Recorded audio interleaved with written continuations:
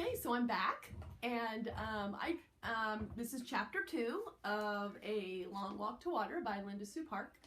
And what I've done is I've done some of my notes here. I showed Nya getting water, and I showed Salva, he's at school, and then he heard the gunfire, ack, and run, and then I show him running into the bush. So I don't know what you chose to do, but if you did some sketch notes, I would love to see them in the comments below that we can share with each other. It'd be really cool. So here we go, chapter 2, Southern Sudan, 2008. Nya put the container down and sat on the ground. She always tried not to step on the spiky plants that grew along the path, but their thorns littered the ground everywhere. She looked at the bottom of her foot. There it was, a big thorn that had broken off right in the middle of her heel. Nya pushed at the skin around the thorn. Then she picked up another thorn and used it to poke and prod at the first one. She pressed her lips together against the pain. Southern Sudan, 1985. Boom! Salva turned and looked. Behind him, a huge black cloud of smoke rose. Flames darted out of its base. Overhead, a jet plane veered away like a sleek, evil bird. In the smoke and dust, he couldn't see the school building anymore. He tripped and almost fell. No more looking back. It slowed him down. Salva lowered his head and ran. He ran until he could not run anymore. Then he walked for hours until the sun was nearly gone from the sky. Other people were walking too. There were so many of them that they couldn't all be from the school village. They must have come from the whole area. As Salva walked, the same thoughts kept going through his head in rhythm with his steps. Where are we going? Where is my family? When will I see them again? The people stopped walking when it grew too dark to see the path. At first, everyone stood around uncertainly, speaking in tense whispers or silent with fear.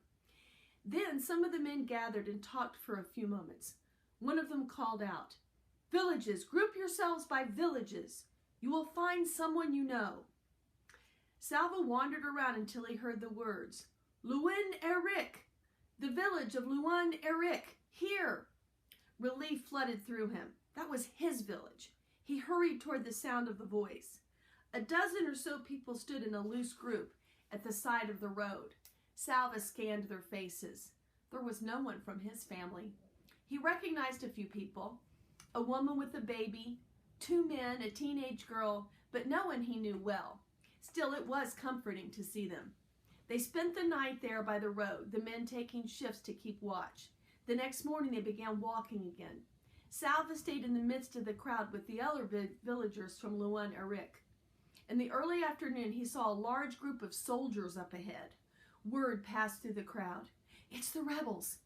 The rebels, those who were fighting against the government. Salva passed several rebel soldiers waiting by the side of the road. Each of them held a big gun. Their guns were not pointed at the crowd, but even so, the soldiers seemed fierce and watchful. Some of the rebels then joined the back of the line. Now the villagers were surrounded. What are they going to do to us? Where is my family?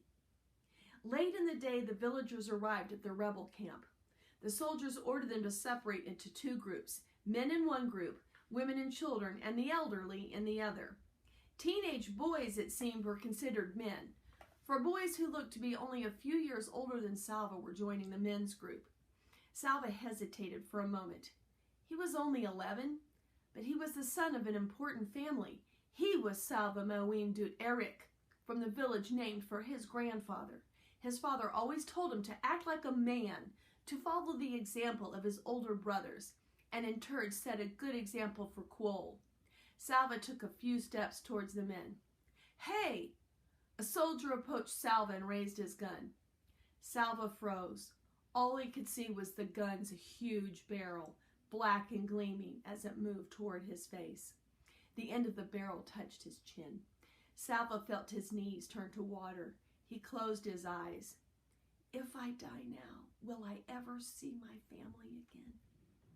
Somehow this thought strengthened him enough to keep him from collapsing in terror. He took a deep breath and opened his eyes. The soldiers were holding the gun with only one hand. He was not aiming it. He was using it to lift Salva's chin so he could get a better look at his face. "Over there," the soldier said. He moved the gun and pointed toward the group of women and children. "You are not a man yet. Don't be in such a hurry."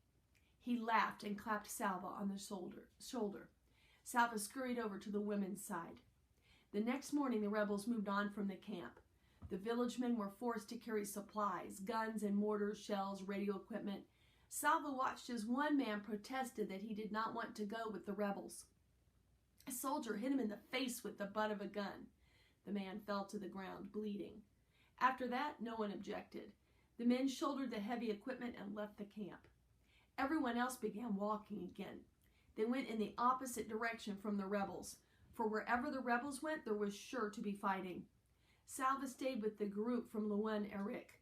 It was smaller now without the men, and except for the infant, Salva was the only child. That evening they found a barn in which to spend the night. Salva tossed restlessly in the itchy hay. "When are we going? Where is my family? When will I see them again?" It took him a long time to fall asleep. Even before he was fully awake, Salva could feel that something was wrong. He lay very still with his eyes closed, trying to sense what it might be. Finally, he sat up and opened his eyes.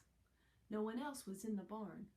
Salva stood so quickly that for a moment he felt dizzy. He rushed to the door and looked out. Nobody.